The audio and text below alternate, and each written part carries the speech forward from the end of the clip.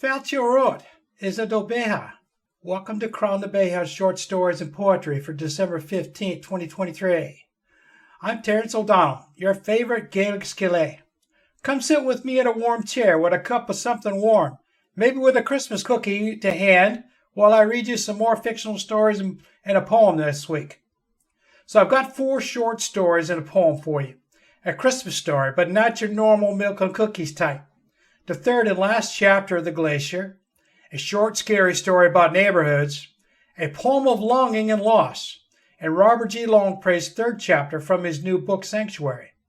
So there's nothing better than sitting somewhere warm to listen to good stories and poems for a wee bit to take your mind off your troubles this week. This once-a-week podcast is available to listen to on nearly every podcast platform out there, and now on YouTube. Subscriptions are still free, but I do have a donations tab on the rss.com webpage and on my website at crownthebeha.com. I appreciate any support for the efforts to bring these stories and poems to you. Disclosure for everyone. In order to read the complete stories and poems, you'll need to sign up for a subscription to Medium. If I see a link by the author on one of the stories to allow everyone to read it, I'll let you know. And it just so happens I do have one of those stories today. My first story is called The Perfect Tree. It's Christmas Magic in the Forest by Graham Flandango, published in a Kraken Lore. The sun was setting, the cold was building, and Billy was getting tired of walking. His boots, once so warm, were now full of ice and snow. Still, they kept trudging along, with Billy wondering why they had to go so far. He wanted to ask his father why they couldn't just go to one of the tree farms, the way they'd done in years past. That's where he thought they were going when his father said he knew the perfect place to get the Christmas tree that year, and maybe they'd run into some of Santa's helpers. Billy was 9, and he'd given up on Santa the year before, the year his mother left him for good. He knew better than to assume the helpers were anything more than some people in silly outfits. But his father had been so insistent, humming carols and darting around filled with cheer. There was one thing about his father's cheer. Billy knew there was something different about it. There was something different about all of his father's moods in the last year. They all felt like candy glass, like they would snap and shatter under the slightest bit of weight. This had been the year Billy had learned how to tread lightly. Even now, as his father led him deeper into the woods, his grin seemed more like bared teeth than a friendly gesture, like the warning of a wild animal. And there was a glassy look to his eyes that Billy didn't like at all. And now, fat, wet flakes of snow had started falling, making the whole thing more miserable. Billy always loved the snow, but he loved it when it glimmered in the light from his home, when he knew it was just a few simple steps to get inside and get warm again. For the first time, Billy got the sense of snow as a dangerous thing, as something that would bite if it had the urge. "What about this one?" he asked nervously, pointing to one of the trees off to the right. "That looks good, Dad." His father didn't even look. He just shook his head. "No, not that one, kiddo. I'm telling you, I know just the spot." Billy didn't want to make a fuss, but he couldn't help himself. "Dad, I'm cold." "We'll make you some nice hot chocolate later," his dad said. "Geez, when I was your age, I could spend hours wandering around in the snow." Billy shivered and his stomach churned in frustration. Every now and then, his father would get some idea in his head, make some grand plan, and there was no way to talk him out of it. His mother could, before. She had that way about her, but that time had passed. Now it's just the two of them. Before that year, Billy hadn't thought of himself as a lonely kid. He had friends. He had family. He had a safe place that was warm and inviting. But all that was gone now. He had grown quiet and withdrawn, and his friends weren't in the mood for it. And, of course, the inviting warm space had grown much colder, the way the night was growing colder. Now he felt nothing but alone all the time. He wanted to ask what happened. He needed to know where his mother had gone and why. But it was obvious from the start this wasn't going to be a topic of conversation. Really, there were no discussions to be had at all in the house. You did your thing, you smiled, you acted like everything was great. You didn't make a fuss. And so he was left wondering, always wondering. Was it something he did? Was it something he said? Was that why his father always seemed so distant? Did his father blame him for it all? All the misery and pain? On the very lonely nights, Billy found himself thinking about it a lot. "Here it is," his dad declared. There was even a little genuine joy in his voice. "I told you I knew the spot." Billy looked around. They were in a clearing. It was just a patch of empty space with trees clustered tightly around it. All of them seemed to tower over him. They couldn't imagine this was a place to find something that would fit their house. He remembered the year they'd gone to New York City to see the tree in Rockefeller Center. Maybe this was the kind of place you could find one of those, not something to put in your living room. As Billy stared at the massive trees, he thought he saw something moving in the deep shadows. He figured it had to be his imagination. The snow here was even colder than before, the winds more bracing. It seemed strange that this little spot would be so much colder than everywhere else. But then he thought he saw movement again, and all thoughts of cold were forgotten. He shivered, but for a different reason. Dad, he hazarded, his fear warring with his need to be a bother. But his father was barely listening. He seemed to be in his own world. He started humming, "Here Comes Santa Claus," as he pulled the pack he'd been wearing off his back. Billy could swear he heard the distant sound of bells, but his father seemed not to notice that either. He had a collapsible shovel that he'd opened and was using it to dig the snow off a certain spot. He was working with a sort of wild abandon that had Billy nervous. He shifted from foot to foot like he had to pee. His stomach did little flips. Meanwhile, his father was revealing the packed earth and what looked like a ring of small stones jutting just a bit out of the ground. He made a kind of whoop of victory. "Dad, can we just go?" Billy pleaded. "I don't think I want a tree from out here." The truth was, he was starting to think there was no Christmas tree at all, let alone any of Santa's helpers. He didn't know what there was out here, but he didn't like it. As if on cue, he heard the bells again. There was a low tone to them. He wished he had language to describe it, or the way he could feel it in his teeth. "Dad, please." His father swung around. There was a wild look in his eyes that made Billy jump. He almost took off running. There didn't seem to be anything of his father left in those eyes. "Don't be stupid, kiddo," his father said, still with manic cheer. "Not after we came all this way." "But, Dad—" "Don't talk back to me, young man," his father boomed, causing Billy to shrink back. His father seemed to get that he'd pushed it too far. He took a breath and rubbed his jaw, looking concerned. Billy could feel tears burning the backs of his eyes. "Hey, look, I'm sorry," his father said. I just got a little excited, you know." Billy nodded. He didn't know, but he wasn't about to say anything. His father reached into the pack and pulled out a small flask. He held it out to Billy. "Here, come over here and take a sip. It'll warm you up. I think you'll be a lot happier if you're a little warmer." Billy didn't want to go, but he didn't know how to refuse. He shuffled over and accepted the flask, barely noticing that he was now fully in the circle. He took a hesitant drink and grimaced. It was sickly sweet, with a strange bite underneath. He did have to admit, though, he could feel it moving through him, warming him. "Good," his father mumbled. "Very good. Now just stay there." Billy did as he was told, and his father stood and called out, "Old ones, hear me. He has drunk of your wine, and he stands in your circle. He is yours, as you commanded. I ask for my boon in return. I ask for my wife to come back." "Dad," Billy hazarded. "Shut your mouth," his dad hissed. "This is on you. It was never the same after you." Billy didn't have to ask what his father meant. His mouth dropped open as tears filled his eyes. It was what he always knew deep down. It was all his fault. The bells sounded louder now, and beings emerged from the forest. They were tall and thin, with pale bluish skin and flowing silver hair. Their eyes, too, were of a cold silver color that shone in the meager moonlight, and they had long, pointed ears that extended up past their heads. They surrounded Billy, staring at him. They were the most beautiful and terrible creatures he'd ever seen. "Dad," he managed. It was all they could think of. "I'm sorry, kiddo," his father said. "This is it. The only way. I just can't go on without her. I'm so sorry." His father turned away. Billy could hear the man's muffled sobs. Normally, the thought of making his father cry would have filled him with shame and guilt. But somehow that didn't seem to matter anymore, because the beings were closing in on him. He looked over at his father, but he realized there was no hope there. The old man was crying, but the tears meant nothing. This moment was the whole reason they were out there. This was what his father wanted all along. He turned his head, not wanting to even look at his dad. He just hoped that whatever happened next, it didn't hurt too bad. My next story is part 3 of The Glacier from Antonio Malonio. Welcome to the last part of The Glacier. The following short story, which I mentioned before, is followed into 3 parts. The story of Lucia, as she observes over decades the slow disappearance of the fictional Mount Triglav Glacier. In part 1, Lucia was just a child, visited the lake at the foot of the glacier with her grandfather. In part 2, she returned with her husband, and now in part 3, she visits for the last time in her life with her son and his children. This is a story about changing Earth, the terrible loss we all carry, and in the end, a hope for a better future. Always hope. With old age comes wisdom, they say. But Lucia feels only the exhaustion and muffled pain.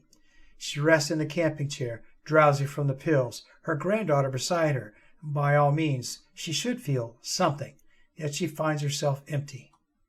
Lake Bohan looks the same as it did decades ago when she came here with her grandfather, and then again when Nicola led her up Mount Triglav. Their ashes belong to the earth now, she thinks, stricken with grief, and still her heart beats. For 90 years it did now, and she can feel the clockwork slowing until inevitably something must give. "Happy birthday, Baka," says Andrea, her round face already burning up in the sun. She's in her bathing suit, but hasn't dared put more than a toe into the freezing water. "Is it as you imagined?"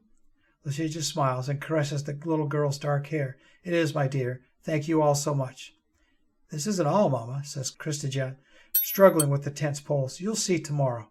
"I hope you don't expect me to climb up there." She nods toward the great mountain range, to which she'll forever be bound by memory. They laugh. "We wouldn't dare," says Sophia, petting a hand on her husband's shoulder. "You're too heavy to carry, Lucia." In the evening they sit under the stars, drinking tea and eating grass soup. Andrea complains, as she always does, when her father makes the hearty broth of beans and onions, but still she gobbles the food like a hungry little wolf, sprinkling the table with fatty liquid. The traditional recipe calls for pork ribs, Lucia remembers, but there hasn't been a live pig in years. She remembers how controversial her grandfather's vegetarianism had been back in the day, and smiles at the absurdity of it all. "You happy, Lucia?" asked Sophia. She had tried helping her husband, but cooking had always been Christian's domain, and he could be quite pedantic about it. "Of course, dear. Why shouldn't I be?" "Your eyes," she says. "They look thoughtful." Lucia sighs. "I'm just tired. Don't you worry. Wait till you're 90, then you'll see how it feels." Christian comes over with an inconspicuous half-full glass bottle. The label says mineral water, but as soon as he removes the cap, the strong, biting smell of alcohol penetrates the crisp evening air. Lucia smiles. Andrea is fast asleep in the tent, and he pours them 3 shots of rakicha. They gulp it down together, and for a moment everything burns until a soothing warmth spreads in their bellies. Lucia calls for another one. The stuff is better than any pill. They drink it down, grimacing and groaning like teenagers. "I can't imagine what it must be like," Sophia says. "The things you've seen, Lucia, rainforests, glaciers, icebergs, penguins, elephants. It must have been a different world." "It was, dear." Lucia feels the rakicha doing its work. In her younger days, she could have emptied that bottle all by herself, but now she feels her head spinning already. "But I've also watched it die and did nothing. There was death all around me, and I chose to ignore it. I lived my life in an office, Sophia, staring at a screen and doing useless work for others while the world went to hell." "Hey, Mama, don't talk like that. You did well." Christian looks at her, and there's an intensity in his eyes. "Besides, not everything is dead. There's still hope. We will rebuild." She wants to say that as a climate scientist, he must think that, is compelled to think that, but bites her tongue. What purpose would her cynicism serve now? Her time is over. Let the younger generations try at least. Let them dream, for as long as they can, in this world she and her like destroyed. "Wake up, Mama." Lucia opens her eyes to find Christian standing over her. It's still dark outside, and she's disorientated and groggy. The memories of last night's conversation come flooding back, and she feels a pang of regret. "Damn that rakicha." "Morning," she whispered, pushing herself up. Sophia and Andrea are still fast asleep. Christian hands her a steaming cup of coffee. "How are you feeling?" "Fine," she lies, taking a sip of the bitter liquid. "Why did you wake me?" "Drink your coffee. Put on some warm clothes, and then we'll go for a walk, Mama. Just you and me." She follows Christian outside, feeling a chill in the air. The sun hasn't risen yet, but a protruding pink has taken hold of the horizon, slowly grasping up. The sound of the wind-ridden waves singing against the lake shores fills her ears. "Where are we going, Christian? You know I can't walk for long, and don't worry, Mama, we're taking the glider." They reach the flat meadow where they landed the day before. The glider rests in stark contrast to the surrounding landscape, its solar skin glinting in the early light. A strange, foreign contraption, almost alien. Lucia had been hesitant about taking it to come up here. How much metal is in that thing? How many resources, rare earths extruded violently from the ground? How many working hours? Such a grandiose waste, it all, she thought. But Christian had convinced her that she couldn't have made the hike. "The batteries should be full," he says. "It was sunny yesterday." He helps her inside. strapping her in with care and making sure she's comfortable. Then he climbs into the cockpit and, seconds later, the glider takes off without a sound. Soon they're soaring above the shrubbery, the mountains stretching out in the distance. Lucia feels that sense of weightlessness and freedom again, the same that had carried that falcon over Mount Triglav so many years ago, but it feels artificial and unnatural. Another attempt at becoming more than they deserve. Christian doesn't notice. He appears cheerful, pointing out mountains, lakes, and rivers, explaining their significance, how they formed, and what would become of them in millions and billions of years when they'd be all that's left. How can he be so happy? And when did she become so bitter? And you know that peak, of course, he says, pointing, and she does. How could she not? She remembers her grandfather's ashes scattering in the cold, biting wind, and no cola to her side. She grips the edges of her seat, her skeletal hands white as death. It's all right, Mama, he says, squeezing her hand. We're not going there. We're going further. The glider rises until the world loses color, and then still they rise, breaking through the clouds with brilliant, warm light flooding the cockpit. It's blinding, disorientating, nauseating, but also very exhilarating. Lucia can't help laughing. To her side, Christian is whooping with joy, and soon she joins in. What beauty and terror, she thinks. What insignificance in the face of the grand and the preposterous to think themselves death. What are we in the passing of the uncounted eons, and the vastness of the mountains and the oceans, the eternity of the sun? A blip, a curious abnormity, soon forgotten. And from their grandiosity is born the small and the weak, and if you cannot protect and cherish that, then all else fails as well. Mama, he says, we're almost there. There's a great mountain range ahead, its peaks white and ragged and glassy in the sun. They reflect with such brilliance that Lucia has to avert her eyes. The Planica Range, Christian explains, the highest mountains in this part of the world, he hesitates. It's where I worked for the last 11 years. She's surprised. I thought you worked at the university. I do, Mama. This is part of the project. Sylvia works here, too. In fact, it's our home now. There's even a school for Andrea. What project? What are you talking about, Christian? He just smiles. You'll see. They fly in silence among the mountain peaks and clouds, so close she can almost touch the ice, and to her right she sees something incredible. It looks like an array of small black drones, but the patterns they form, seemingly shifting at random, are far too intricate, far too alive. Is that? Yes, Mama. Birds. They're real. But how? I thought... I'll explain when we get there. They leave the mountain behind and see a striking vista of green up and up. An endless carpet of trees, crisscrossed by brooks and streams, speckled with ponds. The glider approaches a clearing to the west, not far from the mountain range that guards this valley like a row of giants. Do you remember when the governments fell, Mama? Of course. You were just a boy. But your father and I were right in the midst. I remember when they stopped counting the dead. One day they'd say 1 billion, the next 2 billion. Then they went silent. She turns to him. Christian, where are you taking me? He lands the glider and helps her out. They walk along a narrow trail lined by the trees and bushes. There are flowers in the grass, and the air is thick and sweet. Pollen swirl in the breeze, tickling their nostrils and making their eyes itch. Many of the universities held out when everything went to hell, Mama, and they stayed in contact with each other. What you see here, he spreads his arms with a grin, is the greatest conservation effort in history. They arrive at what looks like a village. A neat cluster of wooden houses, simple and rustic yet elegant. There's people scuttling about, young and old, from all around the world. Lucia recognizes at least 10 different languages, and they turn to her with curiosity. This is our home, Christian says, his eyes shining with pride. We want you to live here with us. We call it Sloboda. Freedom? Why? Because it's exactly that. He walks ahead and looks at her. Come on, Mama. You scramble up a grassy hill, Christian holding her arm. The ground is slippery and treacherous. It must have rained not long ago. How is this possible? She asks, out of breath. The world is dying. Well, it's not, Mama. Not anymore. Most of it's already dead, but now it's changing too, as it has for billions of years. He thinks for a moment. You know about that seed vault in Svalbard, right? The one they've blown up? Yes, this is the same thing, but with living specimens.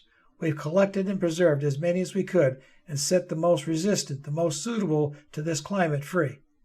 They've been transforming this area for a while now, and some have survived. There's even animals, the birds you saw, small mammals like rabbits and rodents, snakes and frogs too, and countless insects. She halts, disbelief and a flicker of anger playing on her face. Christian, you kept all this secret? Why didn't you tell me? He sighs. I'm so sorry, Mama. It was too dangerous, too uncertain. We moved here just a year ago after making absolutely sure the ecosystem could handle it. We're experimenting with surviving off the land, but it's still early stages and our supplies are limited. Our food arrives by drones, and we rely on solar panel deliveries and the like. There's still so much to do. Also, his tone grows solemn, there are groups that would exploit this. Few know about Sloboda, and it must stay this way until we are certain, until we can help others. Though still hurt, she relaxes a bit, and they continue walking. It's beautiful, son. It is. But you're playing God here. Is what you're doing. He smiles. Yes, Mama, we are. But God left a long time ago. If we do nothing, it'll take millions of years for the earth to fully recover. We're just helping along because it's our fault and we cannot accept that. They climb in silence for a while, and there's so much Lucia wants to say, so many questions and concerns. Instead, she says nothing, for there's nothing left to lose anyway, and there might be a chance, a glimmer of hope in what they're doing here. Soon they reach the crest and recline on an improvised bench. Little more than a couple of branches woven together. It's not just about the world, Mama, he explains. It's also about us. We're thinking hard, experimenting, how we can exist in harmony. We must find our way back while moving forward at the same time. It's hard, and it might not work, but it's worth a try. She remains silent, and he takes this for acceptance, or at least tolerance. It's enough. From the vantage point on the top of the hill, they see the entire mountain range. Christian points. Do you see it, Mama? What? The glacier. The glacier. Between Mount Dinara over there and Mount Volojak. I see it. She follows the broad white tongue meandering down the mountains and remembers her grandfather's story. How he fell into the crevasse and then scrambled out all by himself, sheer willpower and resilience, and then climbed to Mount Tregla's summit. He's still there, and Nicola too. What about it, Christian? It's growing, Mama. Growing? It's not growing. It's just... It is. A couple of meters every year for 3 years now. She's stunned, speechless for a while. How? He takes her hand. It's changing, Mama. Everything's changing. A bee buzzes past her and lands on the wildflower. The air almost crackles with static as a storm draws near, anticipation building on the horizon. So it is, she thinks and smiles. So that's a pretty good environmental, kind of futuristic, dystopian climate story. Gives us hope. Now my next one is a short one. It's from David Pahor, Talking with the Neighbors, published in Illumination Curated. A sort of candy and a bottle of whiskey liqueur are good starting points for a neighborly discourse. She gazed at the flower pots that had been neatly arrayed by the south wall of her late mother's house, strewn across the gravel pathway in glum gobs of shard and earth. Bits and pieces of motley seedlings lay everywhere. She knelt and inspected the ground for footprints, sighing. Neva, come here immediately, she called out to her daughters. 6-year-old twins came charging from around the corner in their playtime dresses and leggings, followed by a pink and stubble-skinned Otto, the Lakeland Terrier. She had known trouble was in town as early as that morning when she found the dog huddled at the foot of the stairs, coatless, a silent victim of mysterious denuding. Did you have anything to do with this? She pointed sternly at the plant cemetery by her feet. The girls looked at each other with wide blue eyes, tilted their heads in unison as they tended to do when deliberating, then sang out breathlessly, Shenanigans, henanigans! She smiled thinly. So there were small ladies and gentlemen. The twins nodded, relieved that Mama understood.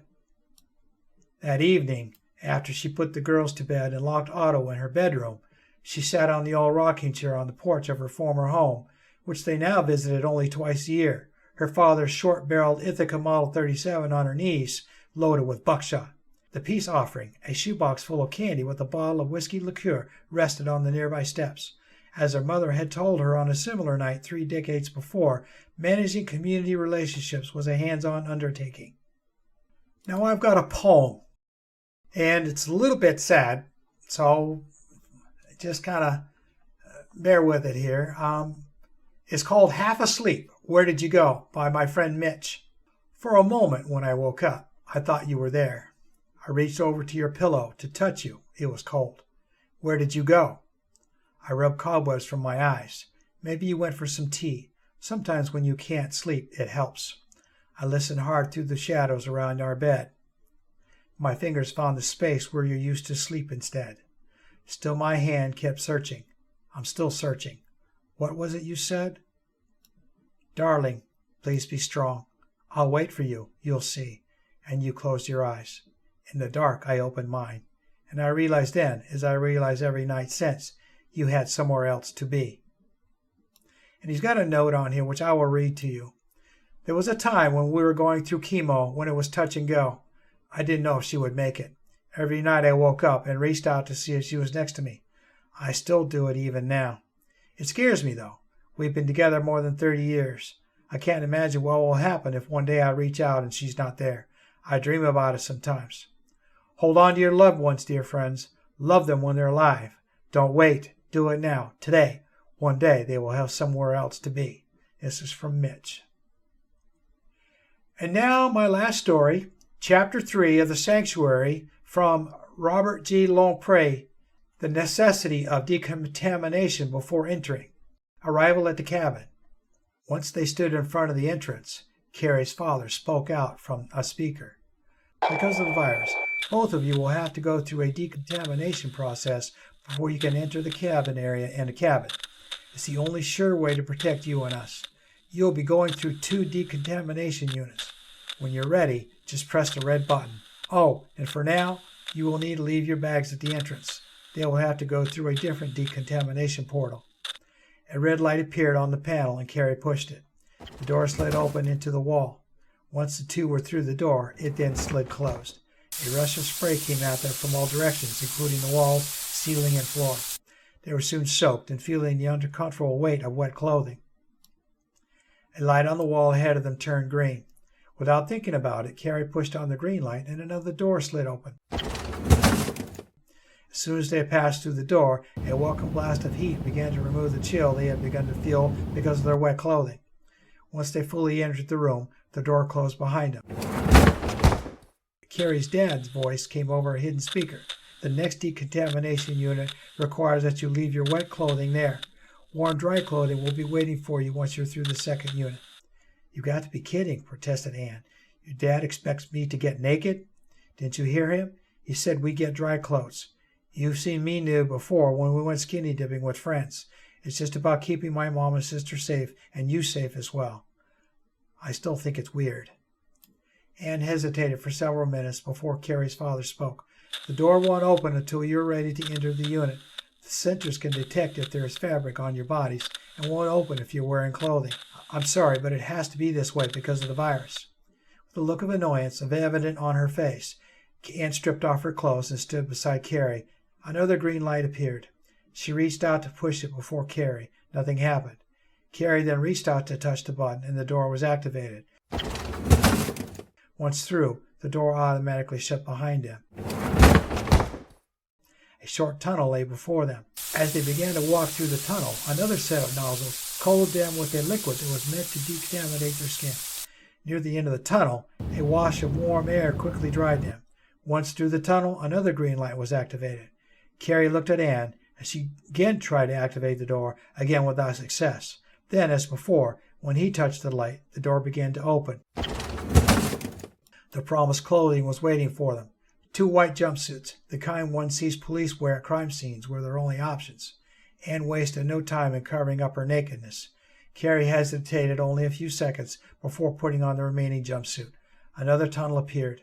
Together they walked about 10 meters, where they reached a set of stairs. Carrie motioned Anne to go first. At the top of the stairs, a blinking light indicated yet one more panel that needed activating. Carrie didn't hesitate as he reached in front of Anne to place his hand on the panel, and, as expected, an opening appeared. Both of them walked through into what appeared to be a normal entryway to a house. They could hear a number of voices coming from the house, children's voices as well as those of adults. "They're here!" exclaimed Carrie's mother, who then wasted no time in giving her son an embarrassing hug. She then embraced Anne and held her tight without saying anything, knowing it wasn't the time for words. Grasping Anne's hand, Carrie's mother, Leah, led Anne into the main room of the cabin, where Carrie's father, Dorian, was sitting by the fireplace, surrounded by 2 other adults and at least 7 children, including Leslie, Carrie's younger sister. Leah was overwhelmed with the dramatic shift in her life. Dorian had convinced her to leave her home. Fear was what motivated her to protect Leslie. The cabin was a surprise. He was more surprised to find that there were others already at the cabin, people she didn't know. "Come, I'm sure you 2 are starving." The cabin somehow looked a little smaller, with so many people in the family room now from how Carrie remembered it from his visit a few months earlier. Then he had arrived in daylight hours. Then he didn't have to navigate a series of gates and tunnels to reach the cabin. His dad called it a cabin, but it looked like any cabin that Carrie had ever seen, either in person or in any photo. For one thing, it was round, and it had 3 levels. The first level, the one he was in now with Anne, was smaller than the second level. The third level to be even smaller than the first level. The whole thing looked more like a flying saucer than anything else. Of course, it wasn't a flying saucer, as flying saucers were never made out of wood and placed in the middle of a forest. Since he and Anne had arrived in the dark of early night, she wouldn't have seen the shape of the cabin. Carrie followed his mother and Anne into the next room, the kitchen. The kitchen had everything his mother could ever want in the kitchen, with all the latest appliances. Though the cabin was in the far northern section of the province, far from power lines, there was electricity from solar panels which covered quite a bit of the outer shell of the cabin. There were also 2 wind turbines and a meadow on the north side of the cabin with another bank of solar panels. Here, Leah said as she pointed to several bowls of recently prepared food. Help yourselves. When you're done, I will show you where you can sleep. Her words directed to Anne before turning to Carrie. Thanks, Mom, Carrie said as he felt his energy levels drop because of tiredness and stress. I already know where my room is. I'm not very hungry, Anne spoke. If you don't mind, I would like to find out where my room is. I'm beat. I hope someone will bring my stuff in so I can change out of this jumpsuit. I'm sure that your bags are already in your room. Dorian had 2 men take your stuff and yours too, Carrie, up to your rooms. The bedrooms were all on the second level. The last time Carrie had been in the cabin, most of the second-level rooms were empty. He had wondered why the cabin had been designed this way, as it seemed to be a waste of space. The stairs to the second level ascended to reach a circular hallway. The bedrooms were on the left-hand side, while a large open area was in the center. Every so often, a support column was placed between the open hallway and the center. Carrie guessed that the columns were necessary to support the third level. There didn't appear to be any way to access the third level, which made him think that the top floor was undeveloped. The room he had chosen as his previously displayed a poster advertising his favorite hockey team. He opened the door to his room and saw that his 2 bags were already placed against one wall, along which was a large closet and desk. 2 large windows looked out on a small lake. Since it was cloudy, no moonlight betrayed the existence of the lake as he looked out. Carrie made sure that the drapes were closed as he was hoping to sleep in. Stripping out the jumpsuit, he went into the small bathroom to have a quick shower and to brush his teeth. Only moments after finishing his bedtime routines, he crawled into his single bed and pulled a warm blanket over himself. Now that's all the stories I have for you this week. I will bring you Chapter 4 of Sanctuary next week. I hope you enjoyed this week's show. I try to offer a variety of something here, maybe something that touches heart a little bit. I'm glad you were here to enjoy the show and listen to the stories. And I'll see you next week. Sláinte. Gora Mahagat. Thank you for listening to the show today. I hope you enjoyed it. You'll return again for another episode of Crann na Bhéithe Stories and Poetry next week. Share this podcast with your friends and relations. The more the merrier. Search for Crann na Bhéithe Stories and Poetry in your favorite podcast app. I hope I've achieved my goal in helping you feel like we've been sitting under the village oak tree as I entertain you today. This is Shauna K. I want to continue to delight you with a story or a poem that may bring you a smile or make you think a little after we part for the day. As I say goodbye this week, I wish to leave you with this Irish blessing as you go about your day. Bless you and yours, as well as the cottage you live in. May the roof overhead be well thatched, and those inside be well matched. Slán go fóill, which means goodbye for now in Irish.